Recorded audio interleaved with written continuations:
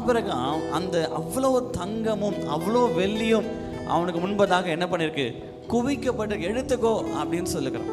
அப்போ ஆபிரகாம் சொல்லுகிறான், கர்த்தருக்கு நேராக என்ன செய்கிறான், கரங்களை உயர்த்தி சொல்லனா, இங்கிருந்து ஒரு சரட்டையாக என்ன பண்ண மாட்டேன், நான் எடுக்க மாட்டேன். நான் ஒன்றை புரிஞ்சுக்கிட்டேன், ஆண்டவருக்கு முன்பதாக கரங்களை உயர்த்திட்டீங்கன்னா மனுஷனுக்கு முன்பதாக கரத்தை ஏண்ட வேண்டிய அவசியம் இல்லை. நான் திரும்ப சொல்லுகிறேன், ஆண்டவருக்கு முன்பதாக கரத்தை உயர்த்திட்டீங்கன்னா உங்களை ஒருபோதும் மனுஷனுக்கு முன்பதாக கை ஏந்த விடுகிற தேவன் அல்ல. ஆமென். ஆபிரகாம் அதை புரிந்து கொண்டாங்க. நான் கரங்களை உயர்த்துவேன் என்றா எனக்கு ஒத்தாசை வருகிற பர்வதத்துக்கு நேராக என் கரங்களை உயர்த்தும் போது வானத்தையும் பூமியும் படைத்த தேவனே எனக்கு ஒத்தாசையாக இருக்கிறார். ஆமென். ஹalleluya சொல்லுங்க, ஹalleluya.